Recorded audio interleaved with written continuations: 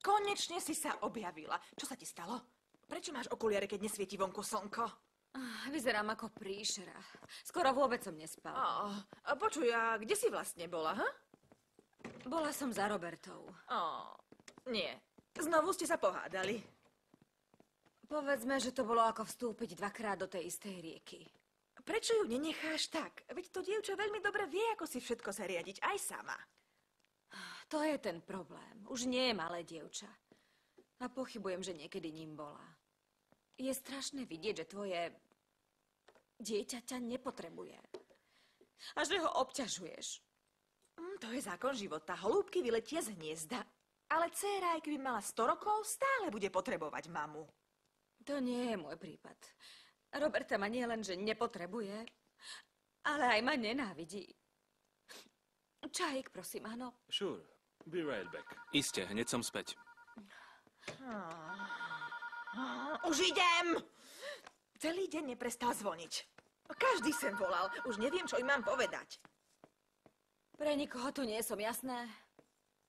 Ale nemôžeš zmiznúť, Haló? Áno, ako sa máš? Áno, je tu. A o čo ide? No, dobre, na chvíľočku. Povedala som ti, že nie. Mám plné zuby klamania kvôli tebe. Už mi nenapadajú žiadne výhovorky. Vezmi si to. Toto je posledný krát. Na budúce to už nebude. Prosím. Ahoj, mami. Roberta? Zlatko, nemôžem uveriť. Odísť bez rozlúčenia je nevychované. No, myslela som si, že už som sa rozlúčila. Ďalší taký rozhovor, ako sme mali naposledy, by som fakt nevydržala. Prišla si dobre? Mala si strach, Zlatko? No iste. Už som sa videla, ako vyvolávam do nemocníc a zistujem, kde je tá bláznivá, čo odišla v noci. V tvojom veku sa začína mentálna demencia. A to má čo znamenať? Volám ti len, že všetko je v poriadku. Všetko je v poriadku, nemusíš sa báť a... Vieš, nebolo veľmi rozumné, že si sem prišla. Nerozumiem, na čo si prišla, naozaj. Odpusti mi, Zlatko, dobre? Ale na druhej strane chápem. Nie je to asi ľahké byť tu ako niekto, kto je nevítaný. Nemaj strach, Roberta. Nebudeš ma tu dlho znášať, Zlatko. Čo tým chceš povedať? Že ako ťa poznám, ak sa ti nepáči, čo vidíš, som si celkom istá, že to zmeníš. No, pravdou je, že som už urobila zo pár vecí, aby som to zmenila. Aké veci? Nejaké, neboj sa, o nič nejde. Ale veď uvidíš, čo ti povie riaditeľ, aj tak sa ti to nebude príliš páčiť. Je to o Maurovi? Čo sa stalo? Už si viem predstaviť, ako veľmi ťa to trápi. A odletíš na metle? Pozri, nie som nejaká striga, ale tiež som mala 15 rokov a neodbočuj od témy, povedz mi o tom.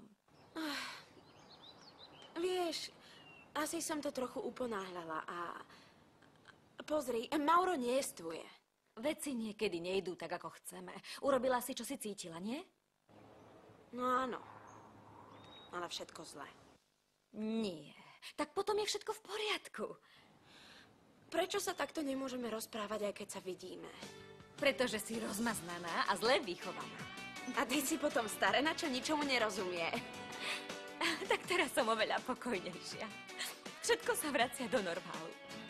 Ty s normálnosťou nemáš nič spoločné, mamička. Nuž, ty tiež nie, našťastie. Roberta, hľadá ťa riaditeľ. Dobre, mami, poslúchaj, pretože tam nie som, aby som na teba dala pozor. Posielam ti pusu, čau. Čau. Priprav sa, pretože ten človek má strašný výraz. Bojíš sa? Teraz nie.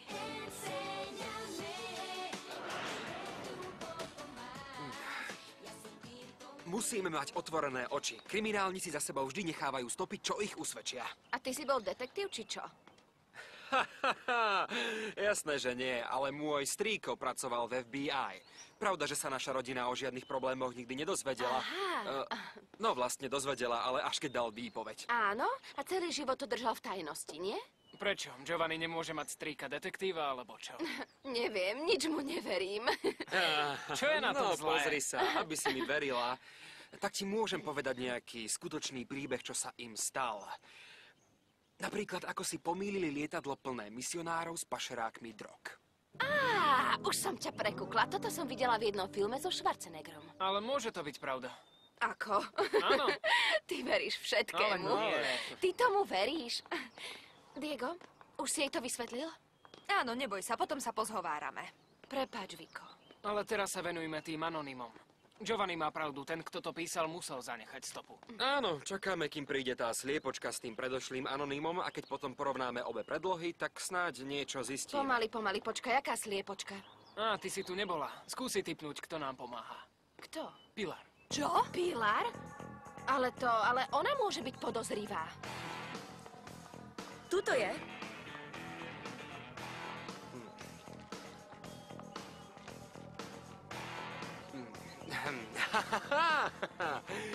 Oba sú písané tým istým písmom. Iste to písali na tom istom počítači. Veď všetky počítače píšu tým istým písmom, čo? Áno, vlastne, áno. Ja som hovoril o tom, že musíme nájsť niekoho, kto pracuje v redakcii, nie? Alebo niečo, čo ich identifikuje. Napríklad, čo ja viem, napríklad prízvuk. Vidíš, a čo ak má pravdu? Uvidíme, nie? Nie. Stopa nebude. Ani v prízvuku, ani v bodke, ani v čiarke. Ja viem, kto je za to zodpovedný. Kto? Tak sa zamyslite. Toto sa nestalo nikdy predtým. Začalo sa to teraz. Takže to znamená, že je to niekto z tých nových. Iste. Kto by to mohol byť? Neviem, kto? Neviem, ale je to strašná hlúposť a veľká špinavosť od toho, kto niečo takéto urobil. Pozri. Toto vyzerá ako nejaký vtip zábavného časopisu. A kto tu má niečo s vydávaním zábavného časopisu? Presne. Roberta, jasné, je to jasné, áno. Ona je za tým a musí za to zaplatiť.